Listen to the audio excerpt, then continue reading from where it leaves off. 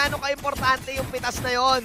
Grabe, ito masasabi ko, labanan ng H-God. Could have definitely taken out the Claude on that tower, pero sabi mo nga kanina man, Jean, medyo nakakatakot kasi yung mga turrets ngayon. So sabi ni Haji, okay, play safe na lang ako and I will not go for the Claude kill. H2 tried to go for the punish but he didn't have the stack with the movement speed from the Art of Thievery. So hindi niya nahabol si Ling and hindi rin siya naabot ni James. Now, Omega Esports has reset the game. They now have full control of the turtle, but remember, they can still take it on the side of NXP. They have a Baksha that destroys the bush control of Omega Esports, gives vision to them, and remember, team fight superior ang NXP. Team fight talaga at midnight, umaabot na tayo sa ultra late game. We're now at 11 minutes of this game. This is the same story nung kalaban nila ang Bren Esports. Yes. Ganito tumatagal ang NXP. Yes, lumalamang ang kalaban nila early game, pero nakakasabay kasi sila late game. So to the point na napi-50-50 nila, one wrong movement from Omega, NXP can definitely punish them. Oo, ito ang story nitong team fight ito, who gets the control on the 1-1. Omega Esports, they still have this pressure na pag nag-proc yung ultimate ni 1-1 dito, yung crossbow of thanks, heroes will melt on the side of NXP. So they need to keep in mind of the positioning of the 1-1, but it's really hard to do that against a Kagura and the Pakito na lagi nagbibigay ng vision. Mindful of the win chant na ginagawa nila. Tama ka, Midnight. Late game capability, yes, nandito yung part ng NXP, pero dito na ba papasok yung veteran movements? Dito na ba papasok yung macro control? Kasi I think ang tinitignan natin ngayon,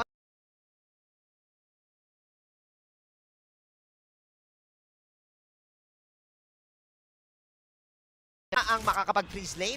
Ngayon, there's a tough because of him being able to stop Renergy from split pushing and the map control of Omega Esports na hindi nila hinahayaang makapag-lane si H2O for the past 2 minutes. Si H2 ability ng Link to roam around din. Nagiging ano siya ngayon dito ng NXP. Oh, this is a kill. Pwede na i-bait to ha. Let's see ha. Blow by blow. Ayaw. Renny J playing mind games with the GZ.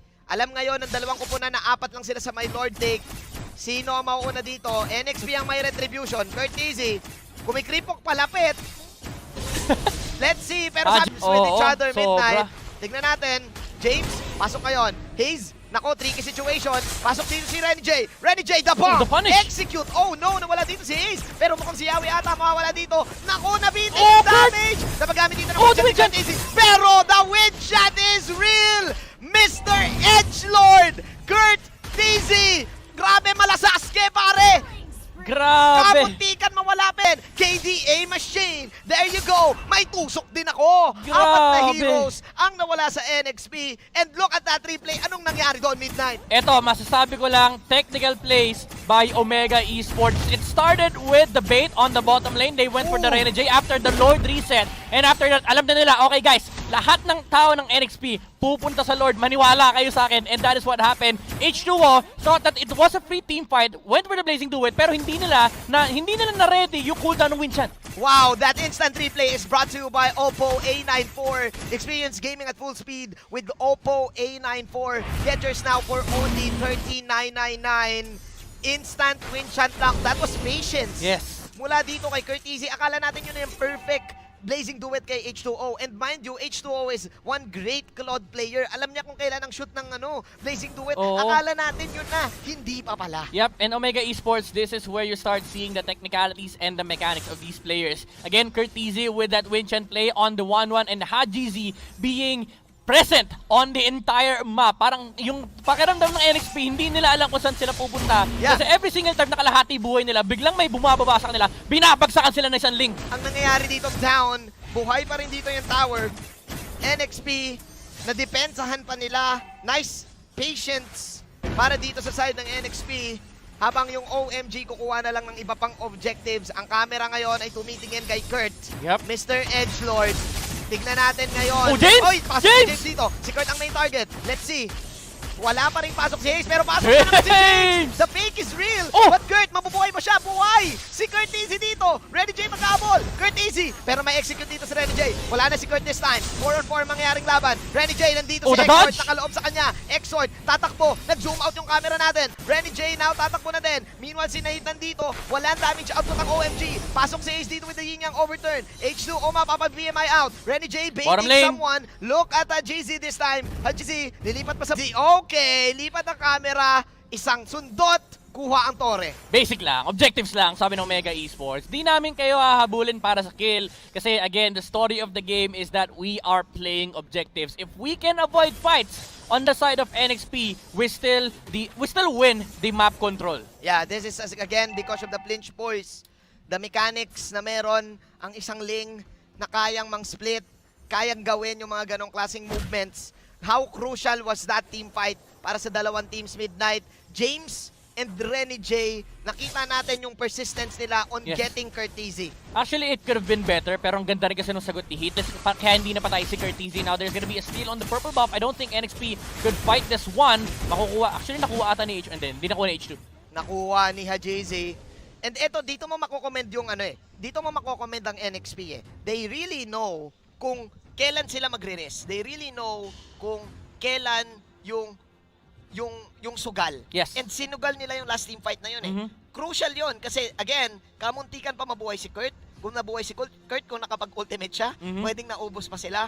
Pero Renny J, nireserve niya talaga yung execute. 3 ultimates yung nawala doon. The Electric Curtizy. Alam mo, ito yung nagpapahirap kasi sa game ng NXP. They try to go for these fights, and even though they keep on winning them, kasi nga sila yung superior team fighters, you still have to ask your problem as a new, ask the question as a new Ling. You have a Ling problem, and there is a map control problem. Because of the presence of the Ling, the Pakito, and hindi sila yung aggressive fighters na pag nakakita sila ng opportunity, they go for these fights. Because they realize na, okay guys, kalma lang tayo, NXP mas malakas sa fights, if they wanna go in, let them go in. Kasi pwede natin kontrolin yung gera na kapag patalo tayo, let's just have the Ling split push. So masasabi ba natin dito Midnight na for the win condition of NXP, they really need to force this 5-on-5 Royal Rumble nasa bayan? Dapat mampatay si Ling. That's the first condition. You need to take down the Ling and the 1-1 at the same time. At the same That's time. a tall order. At the same time talaga, no? Ngayon yung OMG, okay lang sa kanila kahit walang isa. Oo. Basta't wag sabay. Yes. And kaya nila mag-split. Yep, ito yung dangers na sinasabi natin kanina sa draft.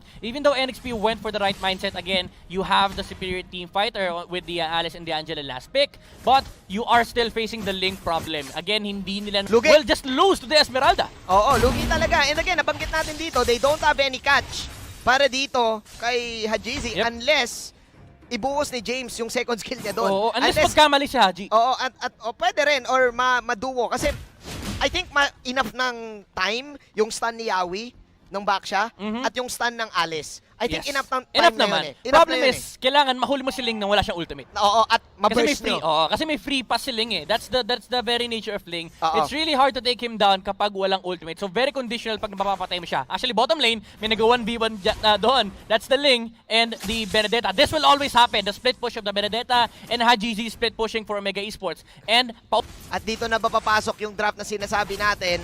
Yes, may damage output dito ang NXP. But Omega outplaying them in every way possible. Besides the fact na may escape yung Ling, may second skill din si 1-1 dito. Oo. Kaya hindi mo rin basta-basta mahuhuli. Yep. And the fact na maganda yung zone dito ni Hayes, ni Heat, and Detoshi, hirap na hirap ang triangle NXP. offense man, Wow. Triangle offense, hindi makapasok kaya pumasok si Yawi. This is a backshot that can do this, but the problem is the overwhelming damage of the Kagura and the Pakito. Mind you, it's just a Pakito tank. Ayan, ire-reset na naman nila. Always look for a potential outplay. Mababurn siya dito. Pasok si Angela dito, but James is down. Very methodical. Wow! OMG!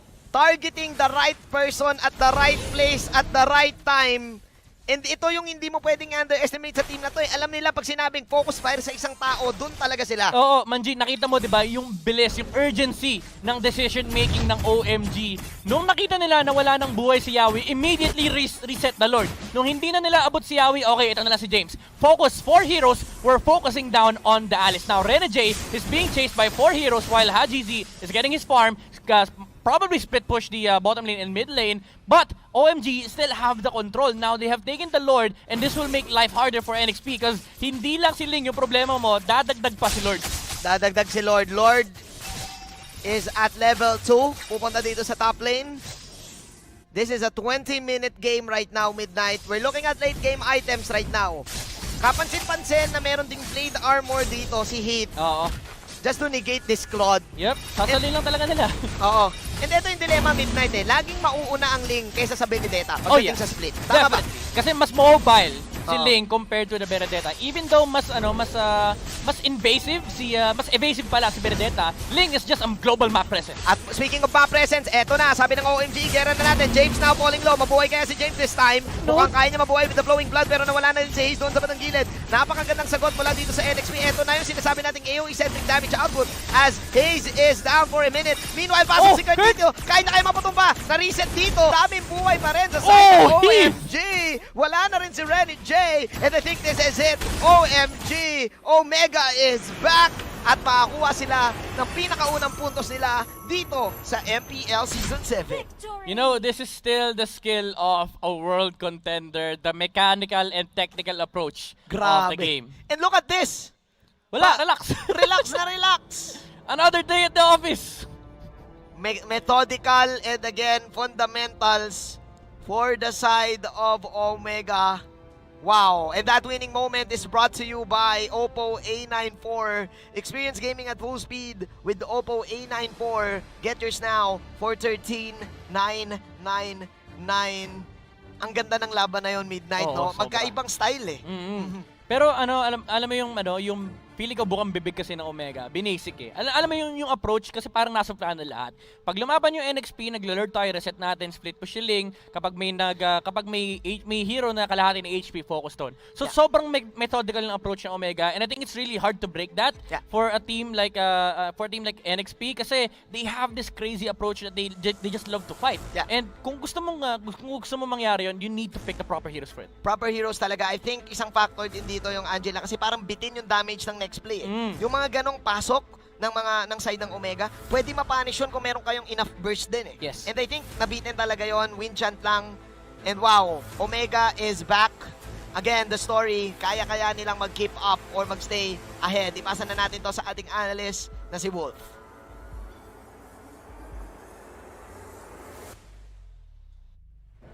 Thank you so much, casters. At pag-usapan natin kung paano nga ba nakabalik ang Omega back to their form. My name is Wolf and I'm gonna be breaking. Yan naman ang sinasabi natin laging sa Omega. May method at laging nakikita natin na fundamental ang kanilang laruan. We can see that Heath on this Pakito, sobrang crucial ng kanyang ginagawa for the team. Not only because of the control, pero yung early game spike na nakuha ng Omega, yung panggulo nila sa mga ginagawa ng NXP, particularly dahil farm-dependent ang NXP. Meron silang Claude, Benedetta, and Alice. So much late game potential from NXP, pero magagawa lang nila yun kapag nakapag-farm sila. Unfortunately, that wasn't available dahil tinulungan ni Heath at ng Kagura ni Hayes na mahirapan ang NXP sa simulan ng laban. Following post-game statistics are brought to you by Smart, the official tournamental co-partner of the MPL. Free-to-game great with Smart Free Games for All.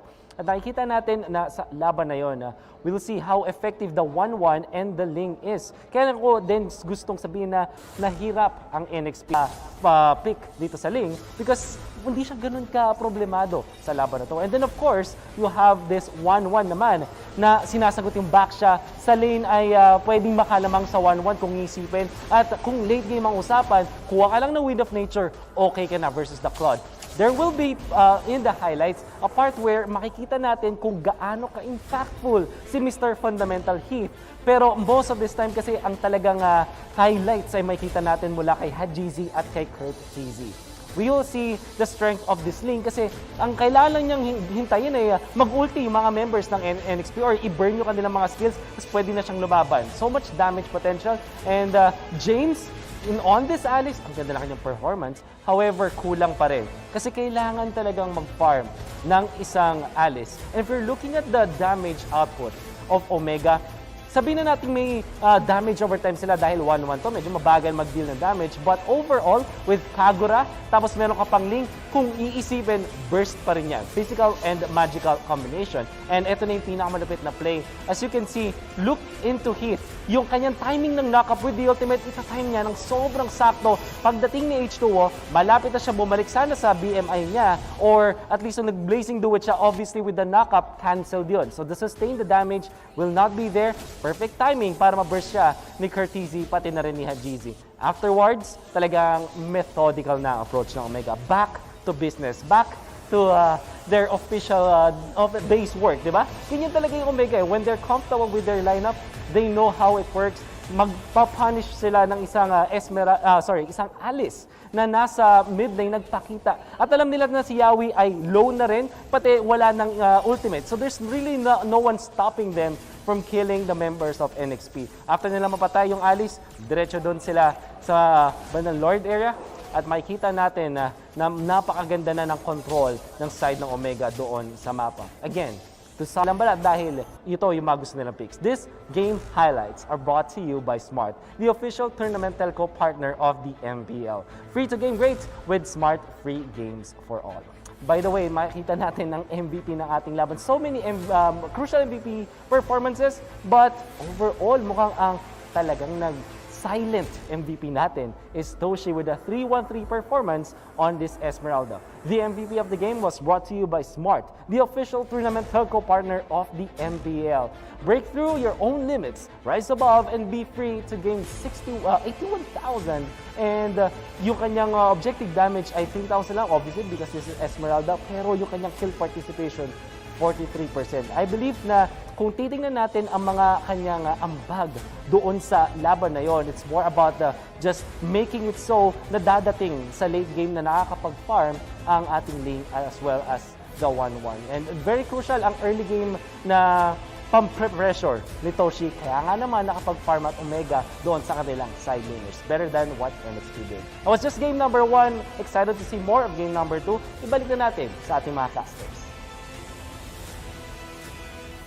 Ang masasabi ko lang ay nagising na nga ang Omega sa last week's slump na nangyari sa kanila, and nakita natin yung classic movements na sinabi nga ni Wolf, fundamentals from everyone to the point na hindi na natin malaman kung kanino ba mapupunta yung MVP, and the silent MVP was Toshi. Tama ba, Midnight? Yeah, and syempre, ito yung factor na hindi natin pag-usapan kanina. Of course, kanina. Sobrang tama ka, Midnight.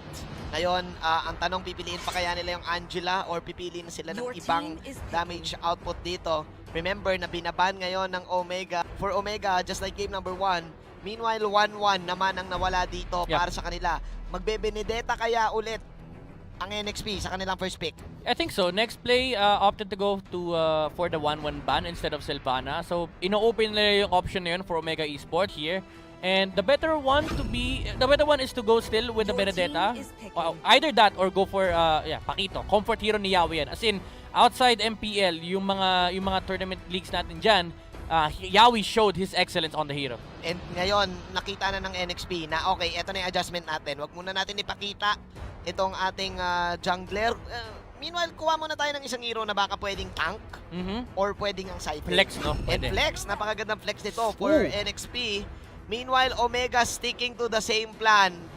It's a good hero against Pakito. It's a good hero against the possible Benedetta of next play. Even though si Pakito, kapag fighter ka, you're one of the few heroes that can actually fight inside the ultimate of Sylvana. But the thing is, if this is a tank next play, Pakito for next play, it limits the roaming potential of the hero. Because the nature of the Sylvana is that it sits inside the bush. Yeah. And kung ikaw yung Pakito, nakakairita na hindi ka makapunta sa mga bushes kasi may threat na baka makasalubong ang Sylvana. At hindi ka rin makapag-dash in, dash out. Yes.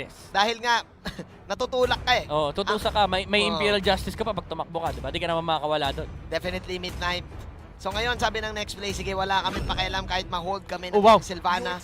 Meron kaming Benedetta, and ninakaw nila yung Ling na pwedeng possible pick ng Omega dito. Midnight, for me, this is kind of greedy. Yes. Para dito sa next play. Bakit nga ba? You showed the Link too early, and there's still a lot of potential counters that can come out from Omega Esports. I think this is an easy Claude game play dito. No, they don't really invade that well against Sylvana. Parang malulugi pa sila sa Sylvana actually. Pwede pa silang ma-outplay ng Sylvana dito. So yes, pero I think nang sa Psycho ang next play dito. Sabi nila dito, o sige, kami naman ang magliling. Kahit na for us, medyo greedy nga. Pero we have ourselves a Natalia for the third pick ng Omega. First time ata natin to nakita sa MPL. Yes. Actually, hindi nga pinapansin yun eh. Nawala to actually sa meta natin. Hindi na nga binaban. Actually, I thought that most of the PH teams would ban out Natalia. And now it's on the hands of Omega Esports. There are 3 players that I think highly of when I'm seeing Natalia. Greed is number 1.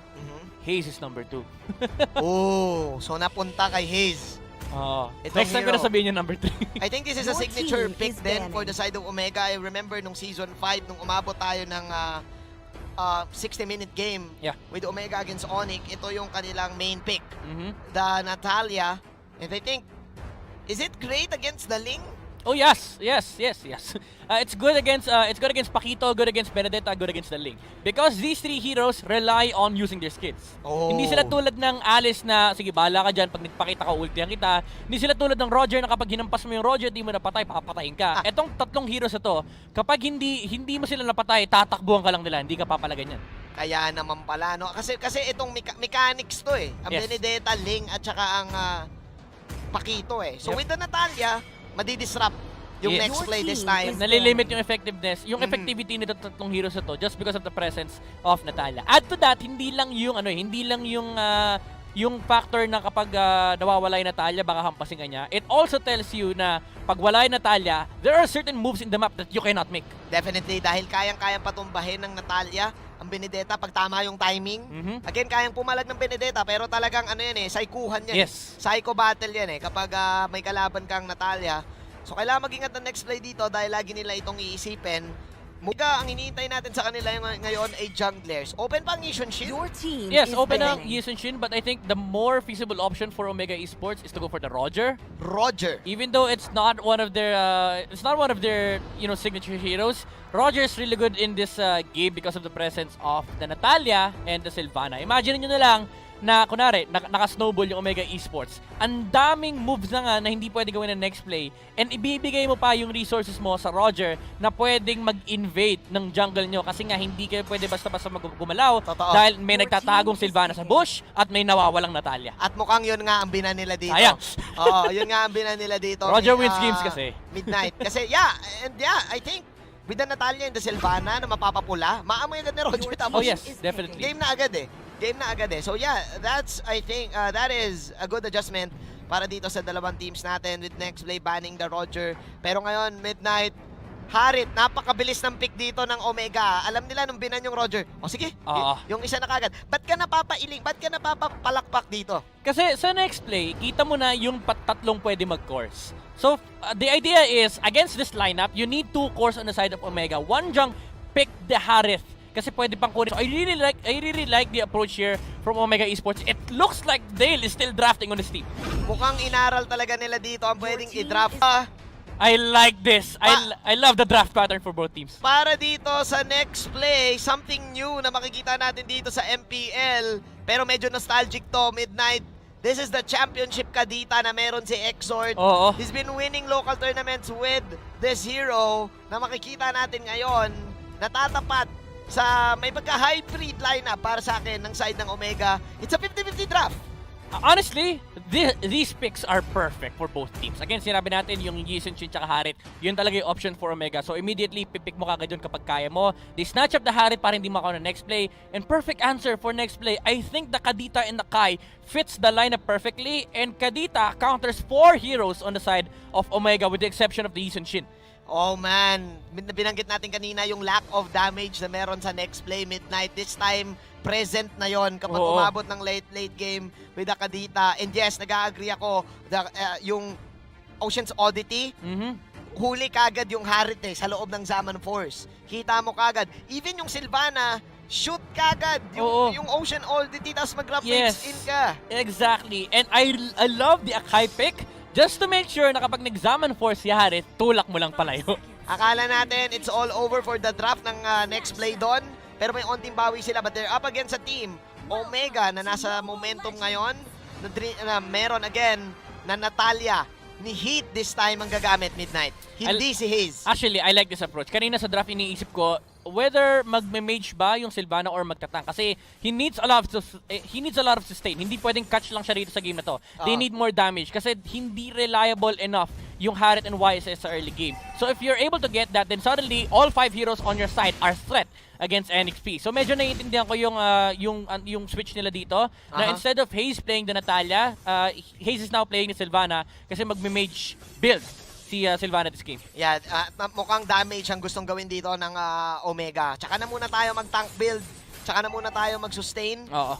kailangan muna natin bigyan ng space ang ating mga core heroes para makakuha tayo ng early game aggression. Dahil Midnight, again, nag-agree ako sa'yo, AoE-centric stunts ang meron ang next play. Yes. So talagang kapag umabot late game, makagagaya niyan, pwede silang ma-out damage. Ang aga nung execute ni Heats, and I really love how Haze is playing, and may mamimiss siyang minion waves dito. So that means unang magle-level 4 si Haze dito, which will be a big threat. But Heat is now being taken out by the Ling. At yun ang nagiging dilema kapag meron kang kalaban na isang Natalia.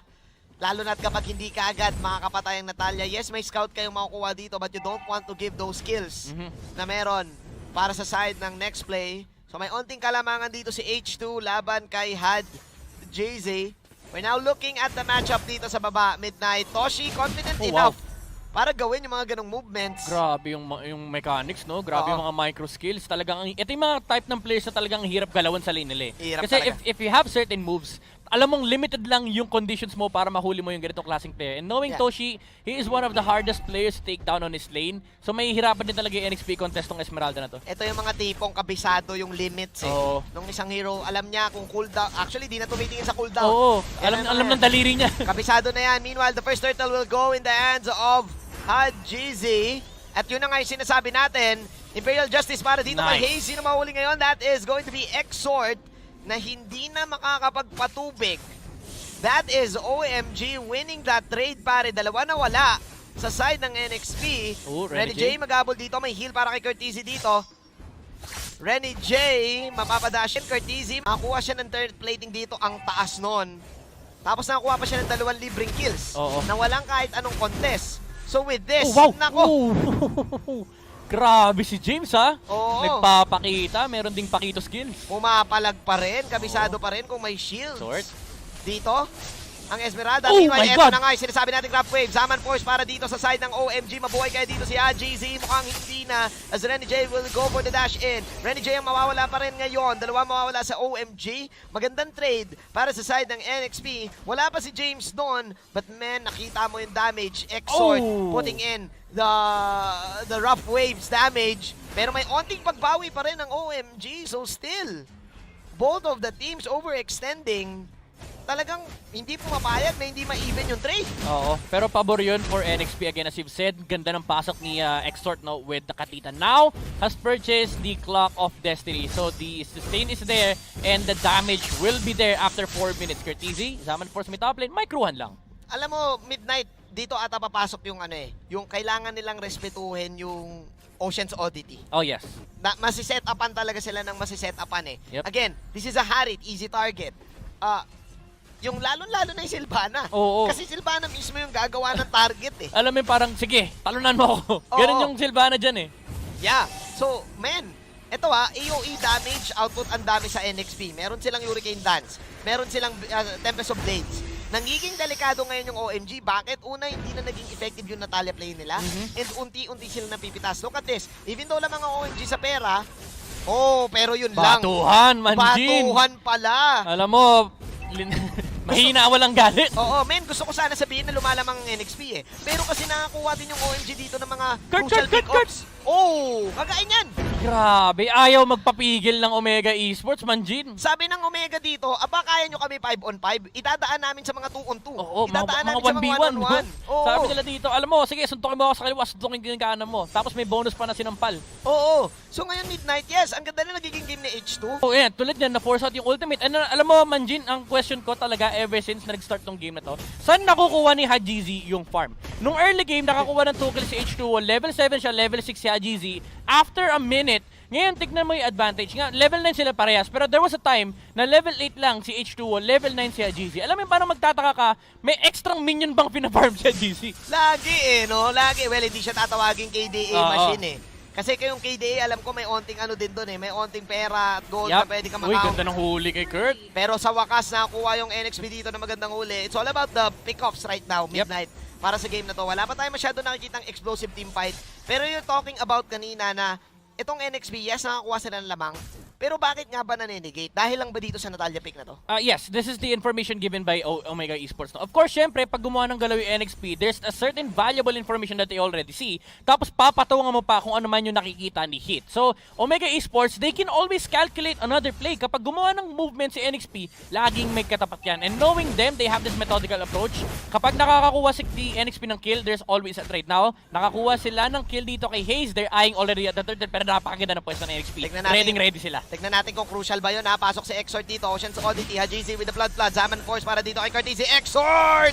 Mapipilitan siya dito mag-grab waves out. Yung Stone Roamer ay nasa side ng OMG dito kaya di kagad makapasok ng NXP.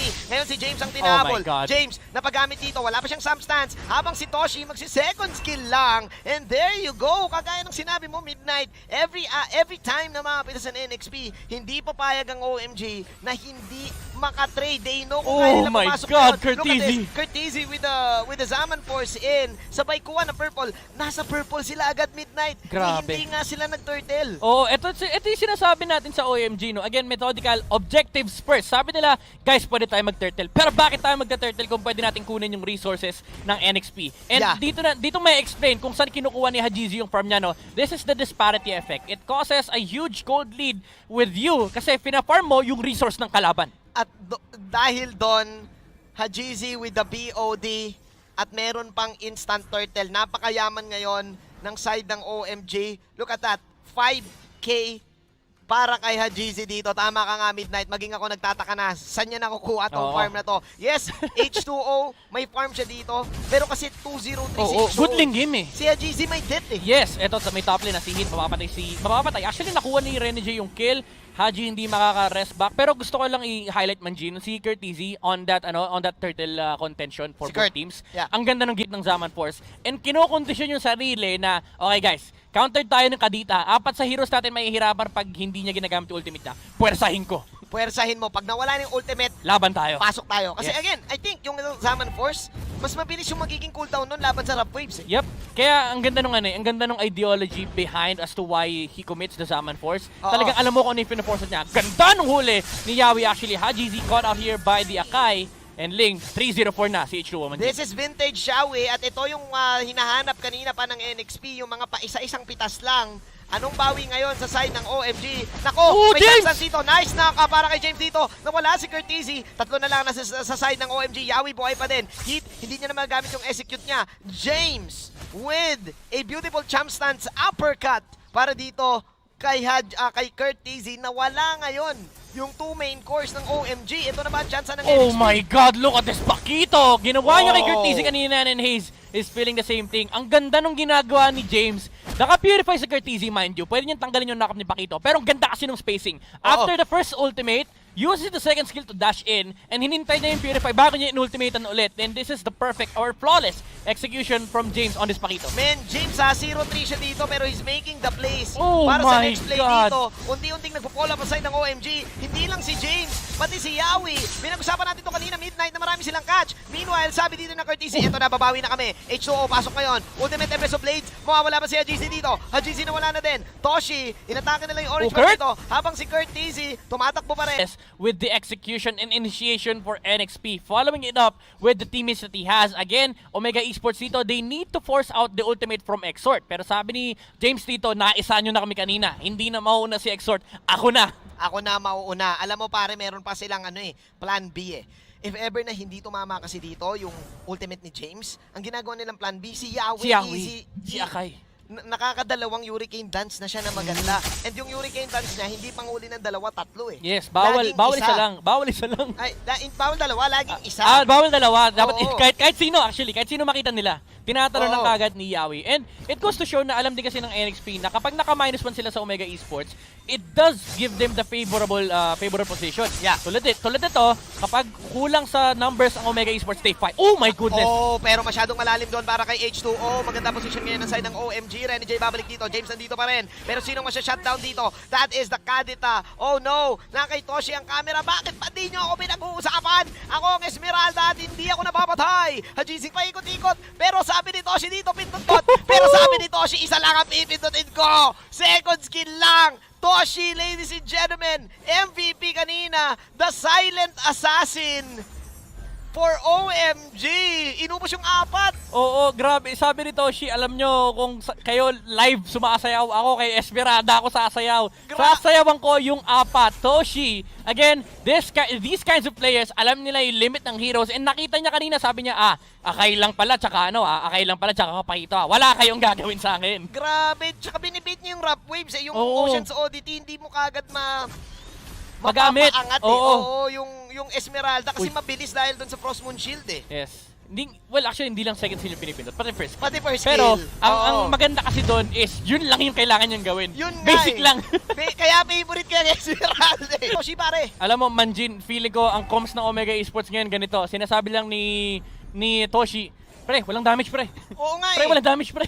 Grabe, I mean, etong Esmeralda, ilang beses na na-nerf to. Kung ito yung old school Esmeralda, ilang beses natin nakita na pumuti itong buhay Oo. ni Toshi. And laging nasa half health. Kapag nasa half health kasi may threshold na eh. Yep. Hindi na madadagdagan. Pero look at this tumabla na yung pera ni Toshi kay Hajizi. Yes, si H2 pinakamayaman ngayon. But I think NXP, what they need to do right now is to target the Esmeralda. Kailangan nila mapitas. One big problem that they have is, yun na nga ang kailangan nilang gawin is, oh my goodness, na-force out! Yung ultimate ni Ling. And now, the chance to take out the Esmeralda is finally gone. So, Omega Esports, they can actually fight this one out. Pero RNG going outside the base. Oh no, alam na to ng side ng OMG and NXP. They're falling. Sila ang representatives ng Pilipinas sa M2. And here we go. Zaman Force para dito kay Kurt Easy. Napakagandang naka para kay James dito. Pero look at this. Kurt Easy dancing with the stars. Dancing the night away. Yan na si Kurt Easy Toshi. mawawala ngayon. Toshi nandito na naman. Naku po. Hindi pa rin siya Exort! damage dito pare. Exort na magiging main target dito. Napakagandang Winter Junction para kay Hayes. Pero sabi niya GC, tapusin na natin ang gera. It's time to Oh end it. my goodness! 2-0 Omega defeating NXP and staying on top.